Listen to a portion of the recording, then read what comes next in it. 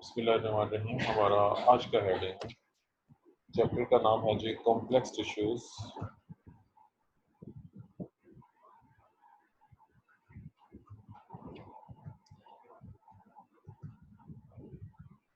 ये है जी चैप्टर का हेडिंग कॉम्प्लेक्स टिश्यूज और इसमें दो मेन टॉपिक्स हैं, दो सेपरेट क्वेश्चन हैं, एक जाइलम और दूसरा टॉपिक फ्लोएम होगा। ये दो सेपरेट क्वेश्चन और ज़ाहिर है कि आज हम एक ही का कुछ हिस्सा पूरा शायद मुकम्मल ना हो सके क्योंकि काफ़ी लंबा टॉपिक है। जाइलम को आज हमने स्टडी करना है। सिर्फ पहले इंट्रोडक्शन और डेफिनेशन कॉम्प्लेक्स टिश्यू के हवाले से, और वो इस रेफरेंस से है कि हम चूँकि सिंपल टिश्यूज़ को ऑलरेडी पढ़ चुके हैं पूरा चैप्टर। ऐसे टिश्यूज़ जो सारे के सारे सिमिलर सेल से बनी हुई हैं और सारे एक ही फंक्शन परफॉर्म कर रही होती है, वो इसका जैसा कि parent gamma, split gamma, colon gamma वगैरह आपने इसको। लेकिन अब जो आज हम पढ़ने लगे हैं कॉम्प्लेक्स टिश्यूज़ का मीनिंग ये है कि एक ऐसा चीज़, ऐसा स्ट्रक्चर जिसके अंदर मुख्तलिफ सिंपल टिश्यूज मिलके एक स्पेसिफिक टिश्यू बनाती है, जिसके कॉम्प्लेक्स टिश्यू का नाम देते हैं। बेस्ट एग्जांपल है जाइलम।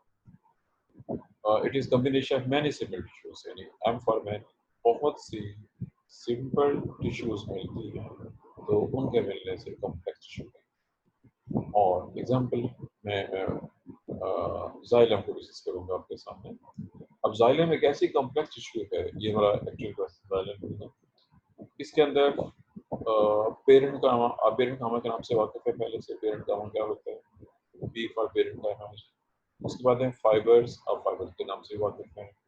और जो सबसे अहम लफ्ज़ है, ये जो नया लफ्ज़ है इसके अंदर, वो है टैक्टिक एलिमेंट्स के नाम से।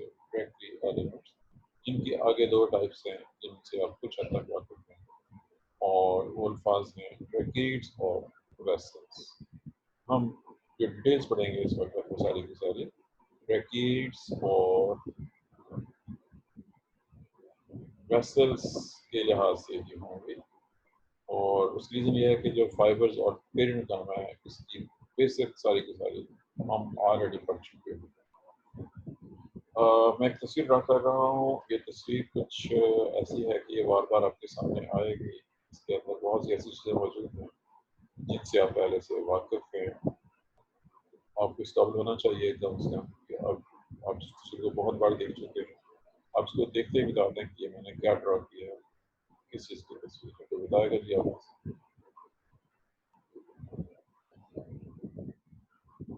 What is this? ये diagram sir TS of stem. ठीक है जी। आपका स्टेम जवाब तकरीबन ठीक है। TS of stem. ये जवाब किसने दिया है? ये वाला नगीना ने। रिजल्ट नगीना। Yes sir. आपका जवाब ठीक है जी, बिल्कुल दुरुस्त है। ये तस्वीर टीएस ऑफ स्टेम में सिर्फ एक इजाफा में करूँगा। It is TS of dicot stem. चूँकि मोनोकट स्टेम का टीएस मतलब होता है, ये डाइकट स्टेम का टीएस है। और ये चूँकि बहुत बार इसका जिक्र आ चुका आता भी रहेगा, इसलिए जब तक याद हो जाना चाहिए। इसकी लेबलिंग में सिर्फ ये एक चीज़, वेस्कुलर बंडल पूरा नाम।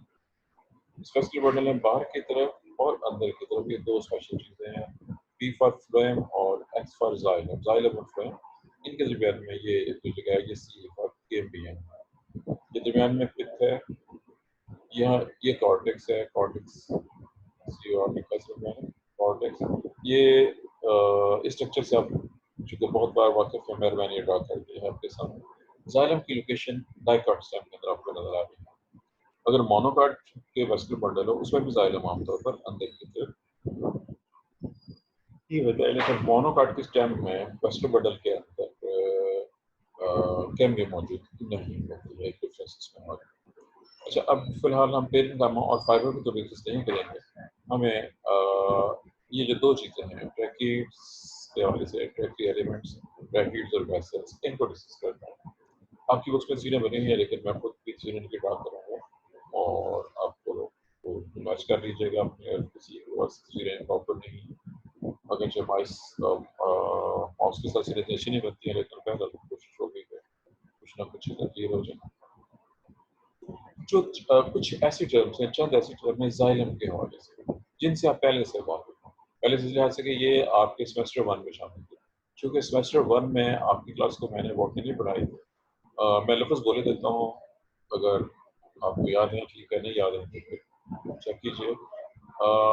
एक लफ्ज़ है जी प्रोटोज़ाइलम, टेक्निकल लफ्ज़ है प्रोटो और आगे एक्स फॉर ज़ाइलम है जी प्रोटोज़ाइलम, और दूसरा लफ्ज़ है मेटाज़ाइलम।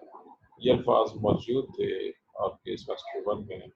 ये आपको याद है नहीं याद है, ये आप बताएंगे कि आप प्रोटोज़ाइलम मेटाज़ाइलम लेकिन सबसे वाकिफ़ हैं या नहीं, पढ़े हुए हैं कि नहीं, क्योंकि सिलेबस में शामिल है। अगर नहीं पढ़े हुए तो ये आपकी जितनी इसने आपको नहीं पढ़ाया, बहरहाल ये डिस्कस हो चुके हुए सेमेस्टर 1 के अंदर ज़्यादा मैं इसको डिस्कस नहीं करूँगा। हर वो चीज़ जो ऑलरेडी आ चुकी है that would not be discussed. ये आप रिस्पॉन्सिबिलिटीज़ को याद रखना है और उसको लेके आगे चलना। सीज़न के शुरू में प्रोटोज़ाइलम बनते हैं और सीज़न के दरमियान में और लेट जो है वो मेटाज़ाइलम बनना शुरू हो जाते हैं। और ये सीज़न ब्रेक सीज़न की बात हो रही है, जब जस्ट स्टार्ट होता है ग्रोथ के लिए सर्दी के फौरन बाद के जो है। ये था जी फॉर्मेशन टाइम के लिहाज से। इनके साइज का डिफरेंस आप डायग्राम के अंदर देख सकते हैं। मर्जियों के साइज ज़्यादा बड़े इसके। अब जाइलम में वैसे तो कई किस्म के सेल्स हैं, लेकिन जैसे कि बात हो चुकी है हमने ट्रैक्टरी एलिमेंट्स, ट्रैक्टरी एलिमेंट्स के लिए या इन दोनों के लिए जो मुतबादल लफ्ज़ है, क्योंकि यहाँ पे हमने इस्तेमाल किया है वेस्कुलर बंडल। वेस्कुलर बंडल का लफ्ज़ वेस्कुलर से निकला है। वेस्कुलर टिश्यू वो टिश्यू होती है जिसका काम चीज़ों को कंडक्ट करना होता है और मुंतकिल करना होता है। जाइलम का काम पानी और सॉल्ट्स के सोल्यूशन को रूट से लीव्स तक लेके जाना है। ये टिश्यू वेस्कुलर टिश्यू है और जाइलम जो खुद कॉम्प्लेक्स टिश्यू है, उसके ये सेल वो स्पेशल सेल्स हैं जिनका स्पेसिफिक काम है नीचे से ऊपर फूड को मुंतकिल करना। सॉरी, पानी और सॉल्ट्स को यानी असेंट ऑफ सैप, ये लफ्ज़ जियोलॉजी के लिहाज से जो किसी और चौथे होगा प्रोसेस होता है किस तरह से, हमने सिर्फ यहाँ पर स्ट्रक्चर कुछ लिखा है। अब इसके अंदर चूंकि दो नाम है ट्रैक्टी एलिमेंट्स के अंदर, ट्रैकिड्स और वेसल्स।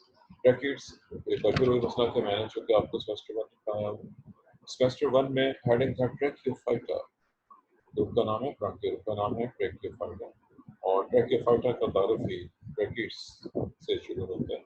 ट्रैकिड सेल्स हैं स्पेशल वेस्कुलर सेल्स जो ट्रैकियोफाइटा ग्रुप ऑफ प्लांट्स जो कि लोअर वेस्कुलर प्लांट हैं उनके अंदर पाया जाता है। यह जी लफ्ज़ ट्रैकियोफाइटा जिसका ताल्लुक है ट्रैकिड्स के साथ।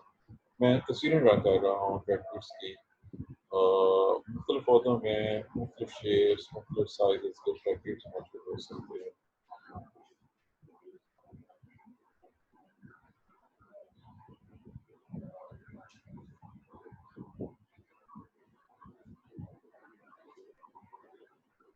जी मैंने अभी 2 साल ड्रा किए हैं जी, एक तो और ड्रा कर देता हूँ उसके साथ।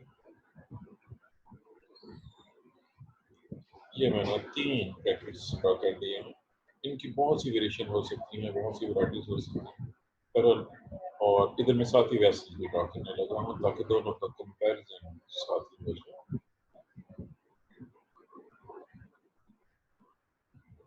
ये मैंने ऊपर नीचे वैसे दिखा दी, ये और ये तो वैसे ये दोनों जुड़ी हुई होंगी और इनके सिरे भी बहुत सी मुख्तलिफ किस्म के हो सकते हैं। ये इसका आखिरी सिरा दिखाया गया और इसमें भी और भी मॉडिफिकेशन हो सकती हैं जिनको शो किया जा सकता है और इनमें फ़र्क बहुत ज़्यादा देखा जा सकता है। प्रिमिटिव वेस्टर्न प्लांट्स के अंदर ट्रैकिड्स होते हैं, हाई वेस्टर्न प्लांट खासतौर पर एंजियोस्पर्म डाइकार्ड्स मोनोकार्ड्स के अंदर बड़े साइज के ज़्यादा चौड़े एंड पेंटान होने वाले ये वाले सेल्स मौजूद होते हैं जिन्हें वेसल्स या vessel members vessel also called vessel members का नाम दिया गया।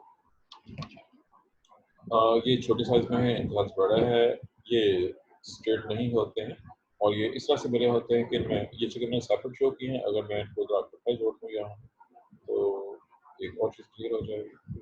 तो ये मैंने उनमें से बहुत से साथ में जोड़ दिया है। अब इनके अंदर लेटरल कंडक्शन है, इसमें से पानी इसमें जा सकता है, इसमें से पानी इधर जा सकता है, इसका पानी इधर से इधर आ सकता है। ये इस तरह से लेटरल कंडक्शन ऊपर भी जा रहा है, लेकिन एंड के ऊपर ये जहाँ पर खत्म हो जाएगा तो यहाँ से पानी इसमें ट्रांसफर होगा इसकी वॉल पे। इसमें एंड के ऊपर परफेक्शन प्लेट होती है, चुनाचे पानी बड़े आराम के साथ पाइप की तरह से एक से निकल के दूसरे साइड में बहुत तेज साथ इसमें ज़्यादा फास्ट स्लो मूवमेंट होगी। पानी के मूवमेंट के लिहाज से अगर बात की जाए तो साइज का डिफरेंस भी देखने में नज़र आ रहा है और वाली तौर पर साइज में क्या डिफरेंस है, किस तरह का डिफरेंस मौजूद है, ये सब चीज़ें मैंने आपके सामने डायग्राम्स की शक्ल में रखी हैं। अभी हमने इसको छोटे छोटे हेडिंग्स के साथ करना है और वो हेडिंग्स कौन कौन से हैं और इसके अंदर कौन कौन से शामिल हैं, इसका जिक्र वन बाई वन मैं करूँगा। सबसे पहले दोबारा नोट कीजिए, जैसे कि अभी बात हुई है टेक्निक्स की, ये जो प्रिमिटिव प्लांट है, अब प्रिमिटिव प्लांट चूँकि आपने बहुत पहले से पढ़े हैं, शायद भूल चुके हैं। सिलोप्सिडा, लाइकोप्सिडा, स्पिनोप्सिडा, टीरोप्सिडा और उसमें फर्न, स्पिलिसिडा, ये जिनका नाम मैंने लिया है, ये ग्रुप्स आप पढ़ चुके होंगे फर्स्ट वन में। इनके अंदर यही वाले ट्रैकिट्स मौजूद हैं जिनकी तस्वीरें मैंने ड्रा की है। सिर्फ ये फर्क है कि मैंने तस्वीरें हैं ड्रा कर दी हैं, उसकी जो दीवारों की फीलिंग है वो इसके अंदर क्या कुछ होगा, कुछ होने की आवाज़ चूँकि वो बनाने में बहुत सा टाइम खर्च होगा, इतना टाइम नहीं, टाइम कम है और काम बहुत ज़्यादा है इसको के हवाले से।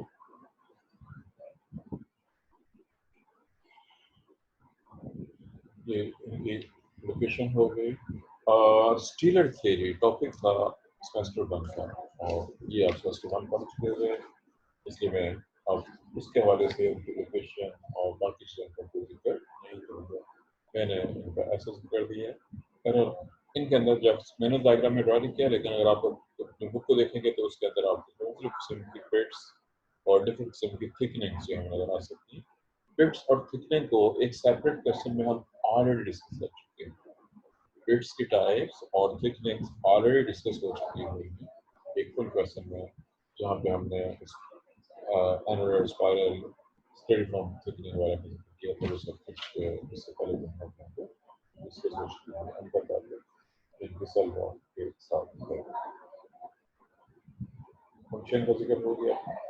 अब जो पिछली पहले सेकंड पे ड्रा की हुई है वेसल्स वाली, इसके हवाले से हमने कुछ चीज़ें, कुछ पॉइंट्स जो हैं वो आपके सामने रेस करने हैं, डिस्कस करने हैं। तो पहले से मैंने ड्रा की है ये तस्वीर, ये तस्वीर की बात कर रहा हूँ। मैंने ऊपर नीचे दो वेसल्स शो कर दी हैं, जो ये शो कर रही है कि वो दो वेसल्स आपस में एंड टू एंड, जैसे पानी के पाइप जुड़े हुए होते हैं, आप पानी के पाइपों को जोड़ सकते हैं और ये डायरेक्टली एंड टू एंड आपस में जुड़े हुए होते हैं। और यही इनकी कामयाबी की एक बड़ी वजह है, क्योंकि ज़्यादा तेज़ी के साथ पानी एक वेसल से दूसरे वेसल और फिर वहाँ से ऊपर की तरफ मुंतकिल हो सकता है, जबकि जो ट्रैकिड्स होते हैं वो ऐसा नहीं जुड़े होते, बल्कि साइड से उनमें अगरचे पानी ऊपर जा रहा होता है, जैसे मैंने शो किया यहाँ से यहाँ तक पानी जा सकता है, लेकिन आखिरकार यहाँ से वो इधर को मुंतकिल हो जाएगा, दूसरे साइड में चला जाएगा। इसको ज़्यादा टाइम लगेगा, जबकि इसको यहाँ से यहाँ जाने में कम टाइम खर्च करना पड़ेगा। ये था जी साइज के लिहाज से, चौड़ाई के लिहाज से स्पेसिफिकली तो ज़्यादा चौड़े हैं। इनके जो एंड होता है ये वाला, ये ऐसे भी हो सकता है, तिरछा स्टार्टिंग भी हो सकता है और इसके अंदर मुख्तलिफ किस्म के सुराखों के डिज़ाइन भी बने हो सकते हैं। तो उसके लिए अगर ऐसे सुराख बने हुए हैं, रफ स्केचर आपकी बुक में ज़्यादा अच्छी हो सकती है। ये परफेक्शन प्लेट कह जाती है, ये ज़्यादा रुकावट नहीं डालेगी, बट इसमें कोई इतना रुकावट नहीं है, इसमें कोई रुकावट नहीं। इसके ऊपर जो नेक्स्ट वेसल होगी वो ऐसे होगी, ये दोनों जुड़े होंगे तो पानी की मूवमेंट में कोई रुकावट नहीं होगी। और ये भी कोई खास रुकावट पेश नहीं करेगी, क्योंकि ये स्ट्रेट भी ज़्यादा बड़े नहीं हैं और पानी बड़े आराम से उसके अंदर से मूव करके ऊपर जा सकते हैं। और ये है जो डिफरेंट प्रैक्टिस और फाइबर्स, शेयर्स, उनकी डायग्राम्स और उनके अंदर पानी की मुंतकली के लिहाज से चीज़ों के मुंतकिल होने का सेल वॉल की थिकनिंग डिस्कस कर दिया है कि ये आप ऑलरेडी पढ़ चुके हैं। स्पाइरल, एनुलर और पिट्स वगैरह मौजूद हैं। इनके अंदर भी वो सब कुछ थिकनिंग जो दोबारा जो लंबोटी होती हैं, साइलेंट के जो ये वाले सेल्स हैं, स्पेशल सेल और गैसेस की द्वारा इसलिए मोटी होती हैं कि इन्होंने दो काम करना है, पानी को कनेक्ट करने के साथ साथ इन्होंने पौधे को सपोर्ट भी करना होता है। ये लकड़ी का अहम पार्ट भी दरख्त की डेथ हो जाती है या तो हम जो खुद वो काट देते हैं, जो लकड़ी हम इस्तेमाल करते हैं, ज़्यादा हिस्सा किसी जाइलम का नहीं हो सकता। ये तो सब कुछ जो एक्सप्लेन हो गया जी जाइलम। ये जो मेन पार्ट्स हैं, और मेन पार्ट का मतलब है जाइलम के अंदर जो सबसे इम्पोर्टेंट चीज़ें थी जिनका काम कंडक्शन करना है वो ये है। और जैसा कि यहाँ बात हो चुकी है वो एंड पर मिले हों या साइड से मिले हों, इससे कौन एक ही था ascent of sap. Ascent of sap एक ऐसा टॉपिक है जिससे आप शायद वाकिफ है कि नहीं, डिपेंड करता है आपने फर्स्ट ईयर में चैप्टर 14 पढ़ा था कि नहीं पढ़ा था। असेंट ऑफ सैप टॉपिक था फर्स्ट ईयर लेवल का जी। बताया आप में से कोई आपने फर्स्ट ईयर में चैप्टर 14 पढ़ा था कि नहीं पढ़ा था? ट्रांसपोर्टेशन का चैप्टर प्लांट्स एनिमल्स के लिहाज से।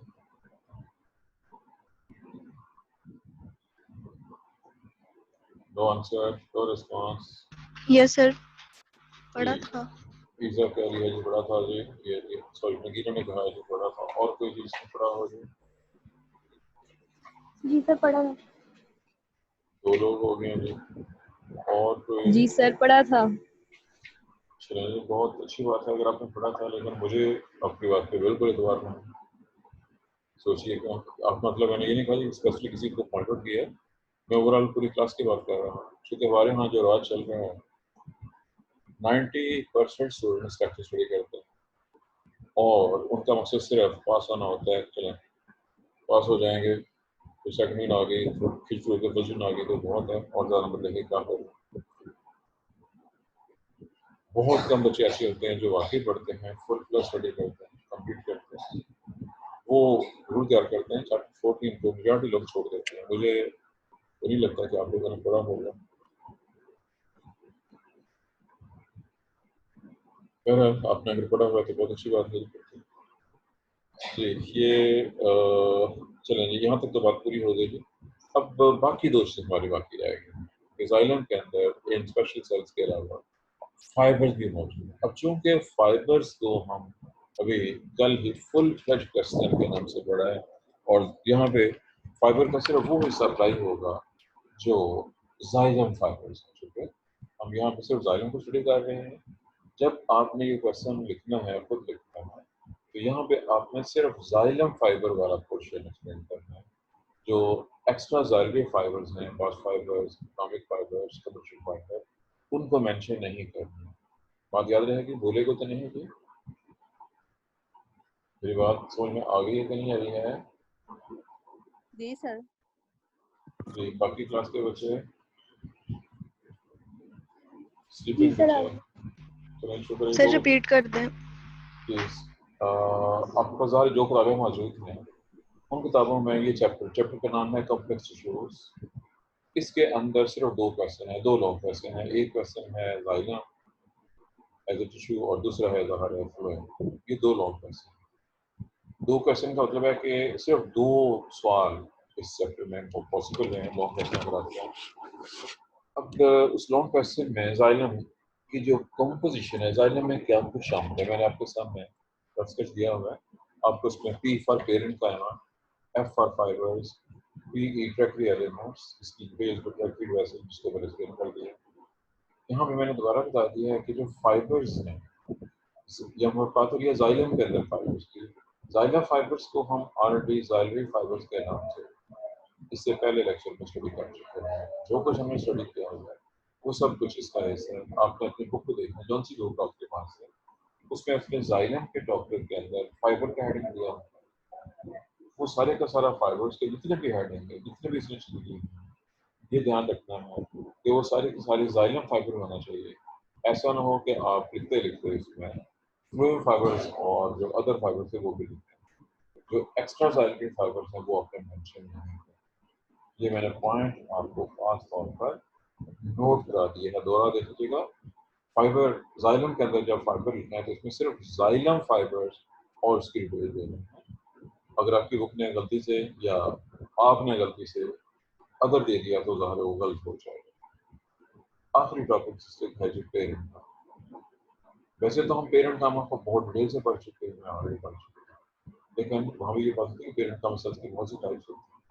अब यहाँ पे दोबारा देखिए, अगर मैं इसको बड़ा कर दूँ, ये जो टॉपिक है ये चीज़, और दोबारा याद रखिएगा ये TSR डाइका स्टैम्प है, जैसा कि आप की क्लास में से किसी बच्चे ने कहा था, जो डाइका स्टैम्प है TSR। जिसका मतलब आप समझते हैं कि एक स्टेम है लंबाई के रूप में बड़ा हुआ है। हम इसको अगर यहाँ से काट रहे हैं और काट के देख रहे हैं तो ये पीएस काट रहे हैं और ये हम उसको देख रहे हैं एट राइट एंगल ऊपर से नीचे माइक्रोस्कोप में रखते हुए।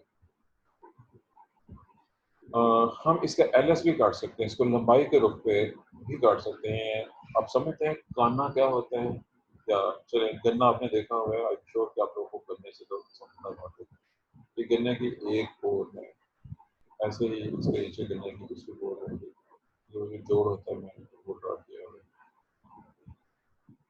गन्ने की जब गंडेरियां बनाते हैं तो इसको यहाँ से काटते हैं, ऐसे यहाँ से काट दिया, यहाँ से काट दिया और इस साइज की छोटे छोटे पीस बन जाते हैं। गंडेरी का गंडेरी को अगर आप एक साइड से उठा के देखेंगे और वो ऐसे आपको नजर आएगी, एक चीज वगैरह बन गया और लड़के बन जाता है और वो टीएस है। अगर आप हाँ, जो वो लोग जो गंडेरियां बना रहे होते हैं, अब तो वो ताजरपेशा लोग होते हैं और ताजरपेशा लोग बड़े बहुत तेज तरार चलाक होशियार होते हैं, बड़े समझदार होते हैं। उनको पता है कि कौन सा काम कैसे करना है और कैसे कैसे करना है। अगर गन्ना फसली खराब है यहाँ से तो वो इसको इस रुख पे ऐसे काट के जो खराब हिस्सा है उसको काट के फेंक देंगे और उसके नीचे द्वारा आपको कुछ इस शक्ल की गंडेरी मिल सकती है जो मैं ड्रा करके स्विच में दोबारा बना देता हूँ। फर्ज कीजिए कि आपको जो गंडेरी मिली है वो इस तरह। अब इसका मतलब है कि इधर की जो बाकी हिस्सा उसमें काट के फेंक दिया है। अगर आप इस गंडेरी को इस साइड से देखें तो ये यूं की नजर आ रही है आपको, ये एल एस, ये इसका आपको अगर हम ये साइड यहाँ ला के देखें जो इसका एल एस है और ये जगह जो है इसके पीछे छुपी हुई है जो नजर मैंने एल एस की बात करी थी। और दोबारा क्या किया कि ये जो मैंने दिखाया है टी एस, अब टी एस में इससे ऊपर आप अपना मुंह समझ, अजगर आपका मुंह है, आप जो मुंह से इसको देख रहे हैं हमसे देख रहे हैं, आपकी आंखें ऊपर हैं इससे। आप यूँ समझिए कि आप स्टैम्प को ऊपर से देख रहे हैं इस वाले पोर्शन को। इससे ऊपर की तरफ जो सिमत है वो हम कह सकते हैं कि वो एक्सिस है, लॉन्ग एक्सिस ऑफ स्टैम्प। दोबारा याद रखिएगा, इससे राइट एंगल पे ऊपर, क्योंकि मैं ये 2D डायग्राम है, मैं इसको ऐसे नहीं शो कर सकता। अगर यहाँ की बात करें तो यहाँ से यहाँ जा रही थी, ये सरफेस ये वाली थी, इस तरफ से इधर को अगर आप जा रहे हो तो ये अलोंग द लॉन्ग एक्सिस, और अगर हम यहाँ से यहाँ जा रहे हैं किसी को जा रहे हैं ये अलोंग द रेडियस है, अलोंग द रेडियस। और ये भी एक्सिस है, ये एक्सिस याद रखिए, ये दोनों एक्सिस ये और ये एक दूसरे के साथ राइट एंगल बनाते हैं। राइट एंगल के कंसेप्ट से आप आई एम श्योर के वाकिफ हैं। ये ट्रांसवर्सली इसको हम देख रहे हैं जो ये अभी जगह थी, और इसके ऊपर अगर हम ऊपर की तरफ जाएं यहाँ तक भी जा सकते हैं तो ये इसका वो लॉन्ग एक्सिस है जो स्टेम की लंबाई के साथ जा रहा है, जबकि ये इसका रेडियल साइड है जहाँ पे रेडियस होता है डायमीटर, ये वो होता है।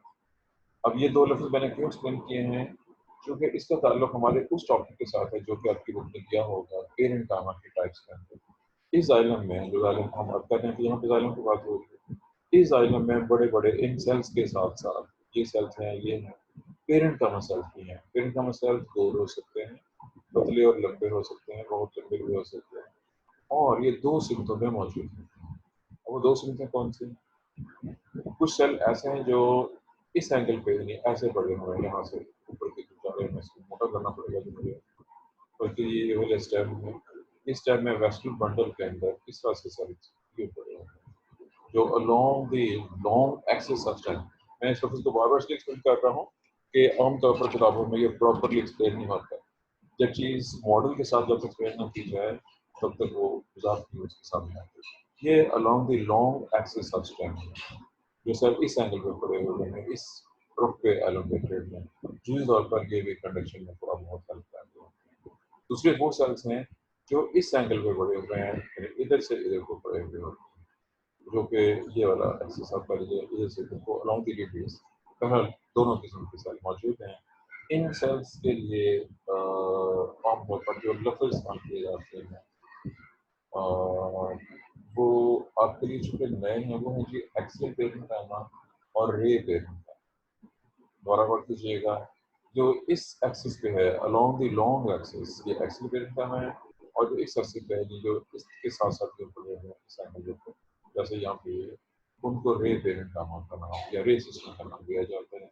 और जो इस एंगल पे है, जो दो एंगल किसमें नहीं बल्कि यहाँ पे क्लियर होगा तो वो एक्सियल ग्रेडिंग का सेल्स के अलावा एक्सियल सिस्टम का। इसके अंदर कई किस्म के सेल मौजूद हो सकते हैं जो कि पेरेंट गामा से लेकर ऑनवर्ड मुख्तलिफ फॉर्म्स के अंदर पाए जा सकते हैं और ड्यूरिंग दौर का वो जाहिर की हेल्प करते होते हैं।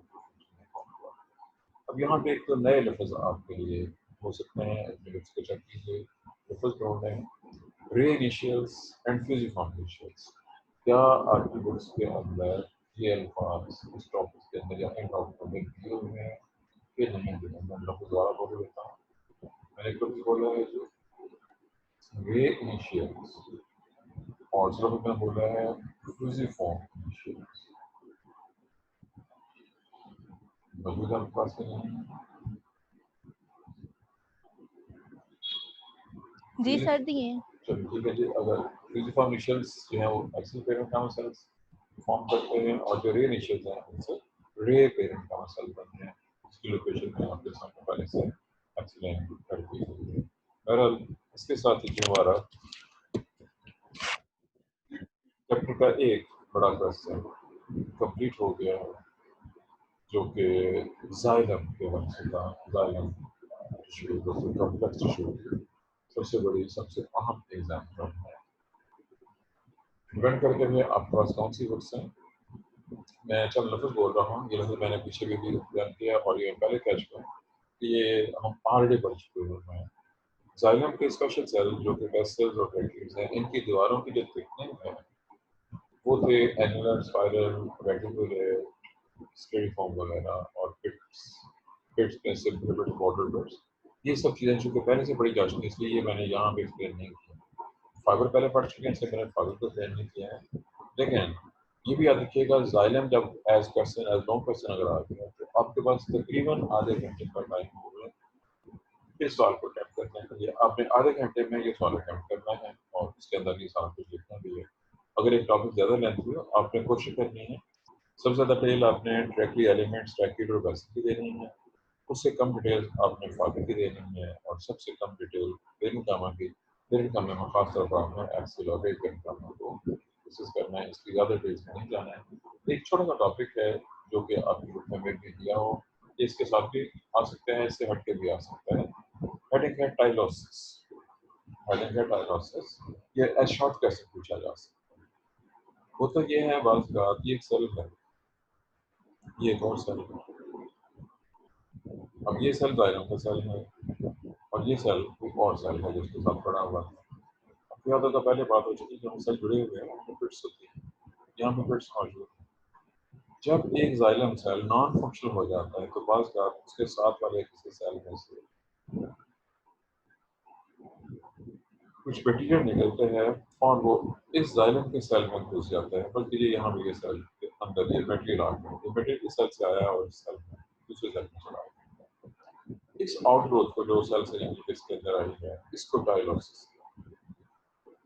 इसका कोई स्पेसिफिक फंक्शन तो नहीं है लेकिन वह ये फिनोमिनन है और ये मेंशन किया गया हुआ है। मैंने इसके साथ ड्रा कर दिया है, आपके लिए इसकी थ्री बने हुए होंगे, आप वहाँ से ये चीज़ें देख सकते हैं।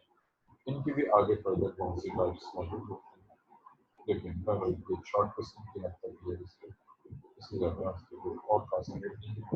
वो तो यह है कि वाज का एग्जामिनर को कुछ सवाल ज़्यादा समझ आता है वो उसको ज़्यादा इंटरेस्ट दे देते हैं। हालांकि ये किसी बहुत खास अहमियत का मामला नहीं है। एक सेल के कॉन्टेंट्स एक आउटवर्ड की शक्ल में दूसरे सेल के अंदर एक्टिव होते हैं। That is called dialysis.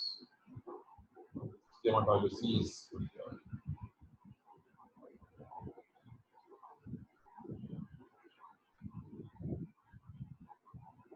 इसके साथ ही चूंकि हमारा क्वेश्चन तो खत्म हो गया। जो क्वेश्चन है तो क्वेश्चन पूछ सकते हैं। यार मैंने क्वेश्चन जब दाखिल क्वेश्चन तो दूसरे क्वेश्चन के बाद उस फ्लोइंग के हवाले से होगा जो इंशाल्लाह नेक्स्ट टाइम नहीं होगा।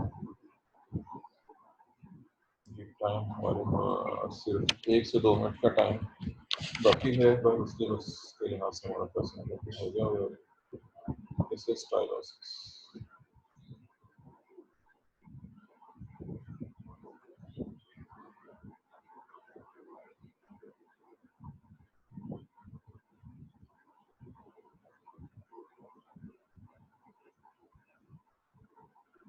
आज मीटिंग हो रही है जी मिनिस्टर्स की और देखें कि उसमें वो कार्ड सेट करते हैं। ज़्यादा मसला स्कूल्स कॉलेज का है। हमारा कॉलेज चूँकि पोस्ट ग्रेड कॉलेज है, हमारा डिसीजन पोस्ट ग्रेड क्लासेस के लिहाज से यूनिवर्सिटीज़ का करना है और अभी तक वहाँ से फर्दर कोई ऑर्डर्स इशू नहीं हुए। पर इन जनरल स्कूल और कॉलेज का वापस से मीटिंग आज मिनिस्टर्स की देखें कि वो कार्ड सेट करते हैं, क्या करते हैं, क्या करते हैं। लेकिन जो फैसला हमारे लिहाज से होना है पोस्ट ग्रेड क्लास के लिहाज से वो HEC और यूनिवर्सिटीज़ में मिलकर तय करते हैं।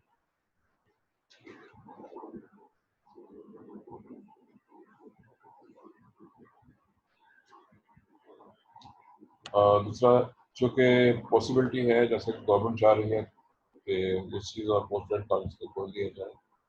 खुलते ही कैसे आप आएंगे तो मिड टर्म के लिए आपने अपने आप को तैयार रखना है।